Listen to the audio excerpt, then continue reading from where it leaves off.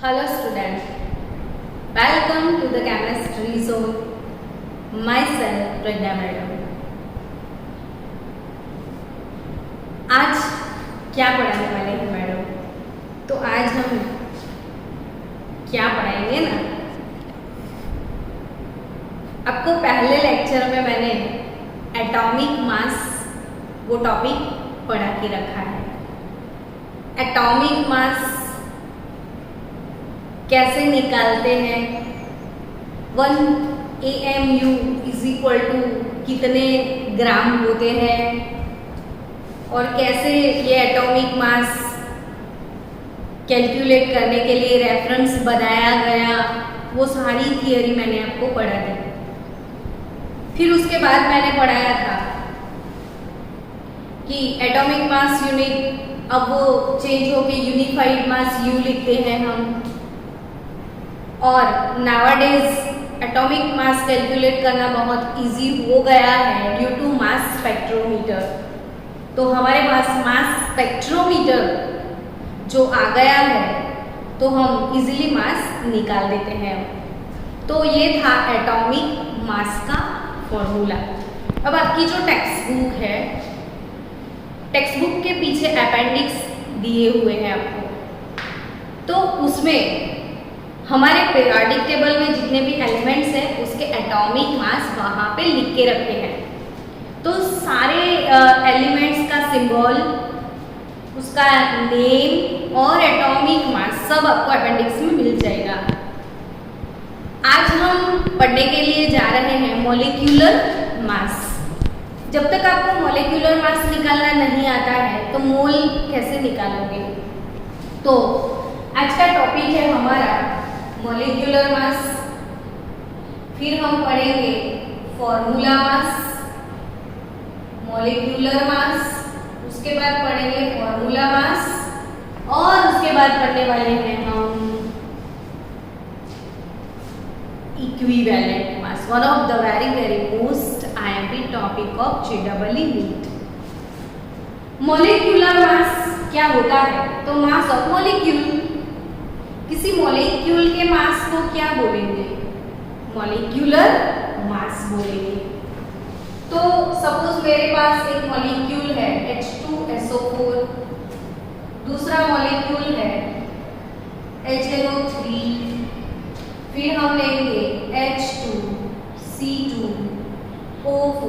into 2H2O, फिर हम पढ़ाएंगे CH3COOH। ये है अपना, सबके नाम भी लिखते जाएंगे ताकि आपके नाम भी प्रिपेयर हो जाए। अब केमिस्ट्री शुरू हो रहा है तो जितने भी कंपाउंड आपके रास्ते में आते हैं सबके नेम्स प्रिपेयर करते चलो। तो यहाँ पे H2SO4, आपके मन में लड्डू फूट रहा है कि नहीं भाई इसका नाम क्या है? तो ये है सल्फ्यूरिक एसिड, ये है नाइट्रिक एसिड, ये वाला है ऑक्जेलिक एसिड, और ये वाला है एसिटिक एसिड। तो acetic acid, oxalic acid, nitric acid, sulphuric acid, इन सबके मोलर मास कैसे निकालेंगे हम? तो मोलर मास कैलकुलेट करने के लिए हमको चाहिए एटॉमिक मास। तो यहाँ पे थोड़े बहुत एटम के मास आपको टेक्स्ट बुक में हर एटम का मास मिल जाएगा, लेकिन ऐसे ही मैं लिख रही हूँ, आपको भी ओरली तभी तो याद हो ही जाना चाहिए अब तो सल्फर का 32 है, नाइट्रोजन का मास 14 है, ऑक्सीजन का मास 16 है, हाइड्रोजन का मास 1 ग्राम, फिर क्या चाहिएगा हमको इसमें? ऑक्सीजन, नाइट्रोजन, कार्बन के लिए 12, वो तो अपना स्टैंडर्ड है। तो पोटेशियम आएगा 39, एल्यूमिनियम है 27 पे, सोडियम है 23, क्लोरीन मैंने सिखाया हुआ है 35.5। तो ये है अपने एटॉमिक मास। अब ये एटॉमिक मास से हमको मॉलिक्यूलर मास निकालने हैं। तो यहाँ पे सल्फ्यूरिक एसिड का मोलर मास या molecular mass, molecular mass generally molar mass में इसलिए लिख रहे हो कि पूरे मोल का ही निकालेंगे हम। तो यहाँ पे सल्फ्यूरिक एसिड का मास क्या होगा, तो 2 मोल्स ऑफ हाइड्रोजन है हमारे पास, तो 2 into bracket atomic mass of hydrogen, फिर एटॉमिक मास ऑफ सल्फर और 4 into bracket atomic mass of oxygen. यहाँ पे मैं नहीं लिख रही हूँ एटॉमिक मास, लेकिन बोल रही हूँ तो आप समझ लो। तो 2 हाइड्रोजन का एटॉमिक मास होगा 1, सल्फर का एटॉमिक मास होगा 32 और ऑक्सीजन का एटॉमिक मास रहेगा 16। तो यहाँ पे 98 आपको मिलेगा। तो ये है 98 ग्राम, लेकिन ये पर मोल होता है। तो हमेशा याद रखो कि 1 mole of sulphuric acid, 1 mole of sulphuric acid उसका मास है 98 ग्राम। तो 1 मोल सल्फ्यूरिक एसिड का मास होता है 98 ग्राम। नाइट्रिक एसिड का मोलर मास निकालते हैं हम। तो ये नाइट्रिक एसिड का मोलर मास जो है ये पूरा 98 ग्राम किसी एक मॉलिक्यूल का मास नहीं है, एक मोल मॉलिक्यूल का मास निकलेगा। तो यहाँ पे नाइट्रिक एसिड का मुझे मास निकालना है, मोलर मास। तो हाइड्रोजन का 1, नाइट्रोजन का एटॉमिक मास और ऑक्सीजन का एटॉमिक मास। हाइड्रोजन का 1 है, नाइट्रोजन का 14 है, ऑक्सीजन का 16 है। तो 1 + 14 + 48 तो 63 ग्राम पर मोल। 1 मोल नाइट्रिक एसिड के जो मॉलिक्यूल्स हैं उनका टोटल मास 63 ग्राम होता है। यहाँ पे ऑक्जेलिक एसिड मैंने लिखा है H2C2O4 × 2H2O। तो ये ऑक्जेलिक एसिड का मास क्या होगा, तो इसका मोलर मास निकालेंगे ऑक्जेलिक एसिड का। तो 2 इंटू ब्रैकेट हाइड्रोजन का 1, 2 इंटू ब्रैकेट कार्बन का 12, 4 इंटू ब्रैकेट ऑक्सीजन का 16 plus 2 into bracket water molecule पूरा ले लेंगे तो वाटर का कितना होगा, तो ऑक्सीजन का 16 और 2 हाइड्रोजन के 2, तो 16 + 2 18 होगा। तो 2 + 24 + 64 + 36 ये हो गया 126। यहाँ पे ये जो ऑक्जेलिक एसिड का फॉर्मूला है उसके साथ वाटर मॉलिक्यूल है, मतलब ये जो सॉल्ट है इसका जो लेटिस है, ये जो एसिड का जो लेटिस होगा तो उसमें वाटर मॉलिक्यूल भी होते हैं। तो ऐसे सॉल्ट को हम हाइड्रेटेड सॉल्ट या हाइड्रेटेड एसिड इसको बोलेंगे हम। तो यहाँ पे ये this much of water molecule, 2 molecule of H2O are known as 2 molecules of H2O are known as water of crystalline, ऐसा भी बोल सकते हैं इसको। तो यहाँ पे वाटर ऑफ क्रिस्टलाइजेशन या ये हाइड्रेटेड सॉल्ट है, हाइड्रेटेड मीन्स वाटर वाला सॉल्ट। तो ये है हाइड्रेटेड एसिड अपना, ये सॉल्ट नहीं है सॉरी एसिड, तो ये hydrated acid.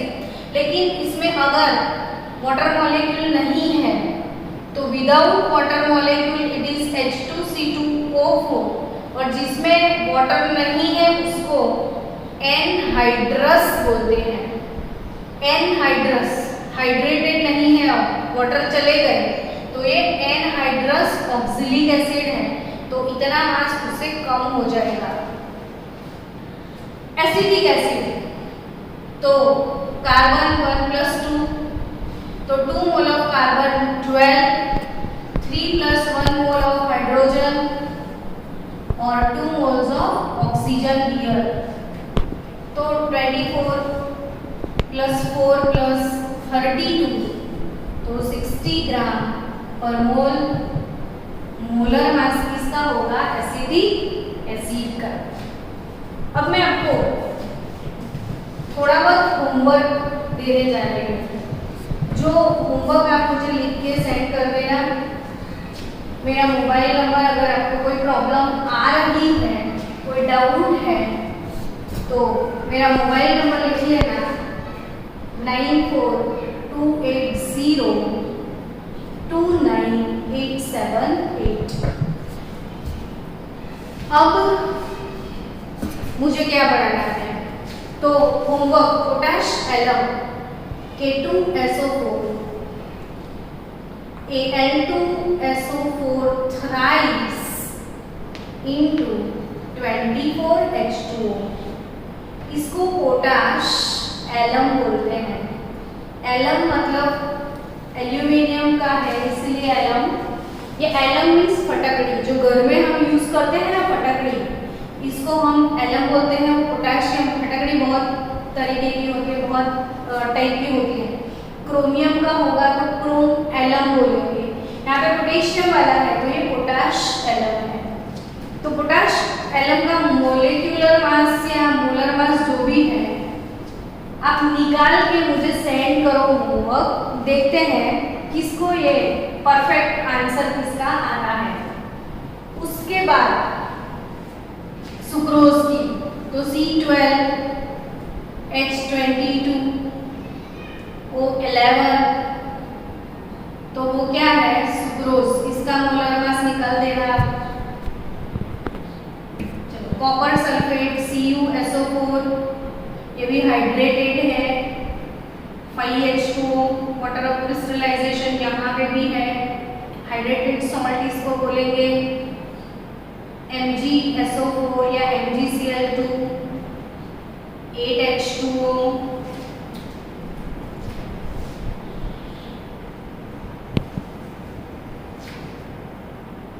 NaOH, sodium hydroxide, KOH,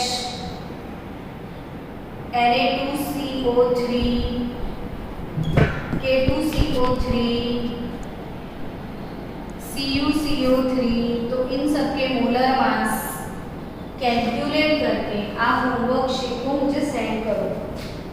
अब मोलर मास से थोड़ा आगे जाएंगे हम। ये तो बहुत छोटा मोटा कंसेप्ट है, इसमें ज़्यादा टाइम खराब करने की ज़रूरत नहीं लग रही है, क्योंकि वो हर कंसेप्ट में मोलर मास के बिना तो हमारा कोई कंसेप्ट आगे बढ़ेगा ही नहीं। तो हम मोलर मास के बाद पढ़ने जाएंगे फॉर्मूला मास। तो फॉर्मूला मास क्या होता है वो समझते हैं। Formula mass,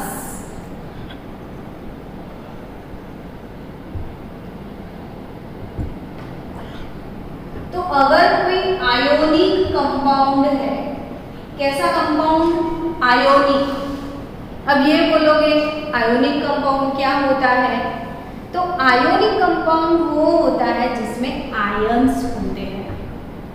for example salt, जो हम सॉल्ट खाते हैं, तो सॉल्ट का मॉलिक्यूल नहीं होता। सॉल्ट का पूरा लेटिस जो होता है, वो लेटिस में Na+ और Cl- आयंस होते हैं। कितने होते हैं? तो एक बहुत बड़ा 3D अरेंजमेंट होता है। बहुत सारे Na+, बहुत सारे Cl-, तो ये नेगेटिव पॉजिटिव नेगेटिव रेडिकल्स मिलके एक प्रॉपर ज्योमेट्रिकल शेप वाला पूरा लेटिस यहाँ पे बनता है। तो अब ये पूरे लेटिस में से जस्ट सिंपल बहुत सारे, actually what is the formula of salt? तो Na+ n time, Cl- n time, बहुत सारे Na+, बहुत सारे Cl-, there are so many. तो फिर इसका मास कैसे निकालते हैं? तो इसका मास निकालने के लिए यहाँ पे n कॉमन निकाल दो, तो एक सिंपल सा यूनिट NaCl बनता है। तो इसको हम एम्पिरिकल फॉर्मूला बोलते हैं। कौन सा फॉर्मूला? Empirical formula. तो इसीलिए NaCl का फॉर्मूला मास ऐसा वर्ड यूज करें तो वो प्रॉपर वर्ड है इसके लिए कि फॉर्मूला मास ऑफ NaCl, तो Na+Cl- सोडियम के लिए 23 होता है, क्लोरीन का 35.5 रहेगा, तो टोटल इसके लिए हम लिख सकते हैं 58.5 ग्राम पर मोल। तो एक मोल का फॉर्मूला मास सोडियम क्लोराइड का 58.5 होता है। अब फॉर्मूला मास उसकी डिटेल में हमको जानना ही है, क्योंकि फर्स्ट चैप्टर में हमको एम्पेरिकल फॉर्मूला कैसे कैलकुलेट करते हैं, एम्पेरिकल फॉर्मूला से मॉलिक्यूलर फॉर्मूला में हम कैसे जाएंगे, वो सब चीजें पढ़नी है। तो हम आज एम्पेरिकल फॉर्मूला के बारे में पढ़ते हैं कि भाई एम्पेरिकल फॉर्मूला, तो ये एम्पेरिकल फॉर्मूला क्या होता है वो समझते हैं। तो बहुत बड़ा लंबा सा फॉर्मूला होता है, उसमें से हम कॉमन कुछ निकाल लेते हैं, तो उसको एम्पेरिकल फॉर्मूला बोलते हैं। तो एम्पेरिकल फॉर्मूला क्या होता है वो समझते हैं। तो यहाँ पे एम्पेरिकल फॉर्मूला के लिए देखो, मेरे पास एक कंपाउंड है K2SO4 Al2SO4 thrice into 24H2, जो कि मैंने अभी थोड़ी देर पहले लिखा था पोटाश एलम। तो ये एक आयोनिक कंपाउंड है। अब ये वाले आयोनिक कंपाउंड के लिए मुझे फॉर्मूला मास कैसे निकालना होगा, तो इसके एम्पेरिकल फॉर्मूला मैं सबसे पहले निकाल दूं। तो एम्पेरिकल फॉर्मूला इसका कैसे निकलेगा, तो यहाँ पे K2SO4 Al2SO4 थ्राइस, तो इसका ऑपरेशन करेंगे। पहले इसको आईसीयू में सुला दो, इसके सारे स्पेयर पार्ट्स जो है वो छुट्टे कर दो। यहाँ पे K, फिर इसमें एल्यूमिनियम है, फिर यहाँ पे एक स्पीसीज मुझे दिख रहा है वो है सल्फेट, फिर ये वाला एक मॉलिक्यूल दिख रहा है वो है H2। तो इसमें क्या क्या चीजें हैं, तो यहाँ पे पोटेशियम है, एल्यूमिनियम है, सल्फेट है, वाटर मॉलिक्यूल भी है।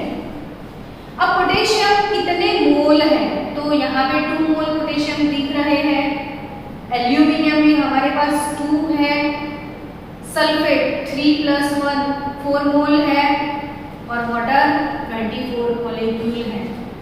अब इसको मुझे सिंपल बना देना है, छोटे से छोटा फॉर्मूला, तो जितने कॉमन पार्ट्स है उसको हटा दो। तो यहाँ से मैं कॉमन क्या निकाल दूँ, तो मैं 2 कॉमन निकाल दूँ, तो 1 पोटेशियम, 1 एल्यूमिनियम और 2 सल्फेट और 12 मॉलिक्यूल ऑफ H2। अब ये फॉर्मूला मेरा सिंपल सा हो गया। तो सिंपल फॉर्मूले की मैं बात करूँ तो मेरे पास सिर्फ एक ही पोटेशियम लिखना है, एक ही एल्यूमिनियम है, सल्फेट के 2 स्पीसीज होंगे और 12 स्पीसीज हमारे पास H2O। तो ये बन गया हमारा एम्पेरिकल फॉर्मूला। तो ये है मॉलिक्यूलर फॉर्मूला और ये है एम्पेरिकल फॉर्मूला। अब ये एम्पेरिकल फॉर्मूला जो है, इसका जो मास होता है इसको हम फॉर्मूला मास बोलते हैं।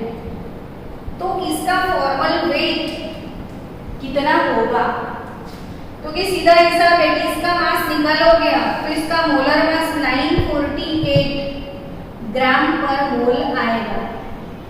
तो मैं स्मार्ट वर्क करूँ, यहाँ पे इसका कैलकुलेट करने की जरूरत नहीं है, इसका मोलर मास 948 है ना, हमने कॉमन फैक्टर कितना निकाला था 2, सारे डबल थे तो 2 से डिवाइड कर दो तो 474 ग्राम पर मोल इसका फॉर्मूला मास आएगा। तो पर फॉर्मूला जिसको बोलते हैं इसका फॉर्मूला मास 474 होता है। तो एम्पेरिकल फॉर्मूला मतलब सिंपल सा बहुत बड़े फॉर्मूले, जैसे हम फार्मेसी की जो ब्रांच है उसमें जाए तो जो ड्रग्स होती है वो ड्रग्स के फॉर्मूला बहुत बड़े बड़े फॉर्मूला होते हैं।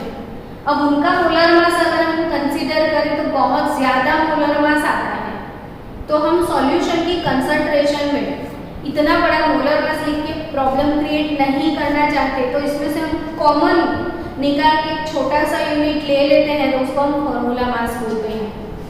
सपोज हमारे पास एक कंपाउंड है CH3 COOH, एसिडिक एसिड है, तो मुझे इसका फॉर्मूला मास निकालना है। तो ये है इसका मॉलिक्यूलर फॉर्मूला। अब मुझे निकालना है एम्पिरिकल फॉर्मूला। तो इसको मैं कैसे लिख सकती हूँ, तो यहाँ पे C2 है, H6 है, O2 है, तो कुछ कॉमन निकल जाएगा, तो दिखता भी है 2 कॉमन निकलेगा, तो मैं 2 कॉमन निकाल दूँ तो सिर्फ C रहेगा, H यहाँ पे 3 हो जाएगा, C2H4 है, 3 + 1 4, तो CH2O।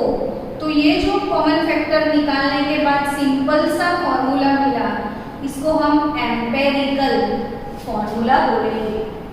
तो ये जो एम्पिरिकल फॉर्मूला है, इसका फॉर्मूला मास कितना होगा, तो इसका फॉर्मूला मास कितना होगा, तो इसका मोलर मास 60 है ना, तो 2 कॉमन फैक्टर निकाला था मैंने, 60 डिवाइडेड बाय 2 करोगे तो आपको 30 ग्राम क्या मिलेगा, उसका फॉर्मूला मास मिलेगा। अब आप बोलोगे कि सल्फ्यूरिक एसिड का एम्पिरिकल फॉर्मूला बताओ मैडम, तो सल्फ्यूरिक एसिड के लिए देखो 2 हाइड्रोजन 1 सल्फर, मिनिमम लेवल पे कुछ कॉमन नहीं निकलने वाला, तो ये जो मॉलिक्यूलर फॉर्मूला है वो ही इसके लिए एम्पिरिकल फॉर्मूला होगा। तो सल्फ्यूरिक एसिड का एम्पिरिकल फॉर्मूला, मॉलिक्यूलर फॉर्मूला दोनों सेम होंगे, यहाँ से कुछ भी कॉमन फैक्टर निकलने वाला नहीं है। अगर आपके पास ग्लूकोज है, चलो C6H12O6 है, तो ये ग्लूकोज का फॉर्मूला है, मॉलिक्यूलर फॉर्मूला, जिसका मोलर मास है 180 ग्राम पर मोल। अब मुझे ये बताओ कि उसका फॉर्मूला मास कितना होगा, तो एम्पिरिकल फॉर्मूला निकालना पड़ेगा। मन में लड्डू फूट गए होंगे, कॉमन मैडम इसमें से 6 निकलता है, तो आई थिंक दिख रहा है 6 निकलेगा, हाइड्रोजन 2 और ऑक्सीजन 1, 6 × CH2O, तो इसका और इसका दोनों का एम्पिरिकल फॉर्मूला सेम है, तो इसका 180 डिवाइडेड बाय 6 कर दूं तो 30 ग्राम मुझे ग्लूकोज के लिए एम्पिरिकल फॉर्मूला मास या फॉर्मूला मास मिल सकता है। तो मॉलिक्यूलर फॉर्मूला से जो कॉमन निकाल के फॉर्मूला मिलते हैं, इसको हम क्या बोलते हैं, एम्पिरिकल फॉर्मूला। अब KNO3 है, तो इसमें से कुछ भी कॉमन नहीं निकलने वाला, तो इसका molecular formula empirical formula same हो जाएगा। तो यहाँ पे एम्पिरिकल फॉर्मूला का मास जो होता है, इसको हम क्या बोलते हैं, फॉर्मूला मास। अब आता है इक्विवेलेंट मास, जो कि 1 आवर तक भी खत्म नहीं हो सकता, इतना लंबा टॉपिक है, तो इसको हम नेक्स्ट वीडियो में कवर करते हैं, और next video on equivalent mass. चलो बाय बाय।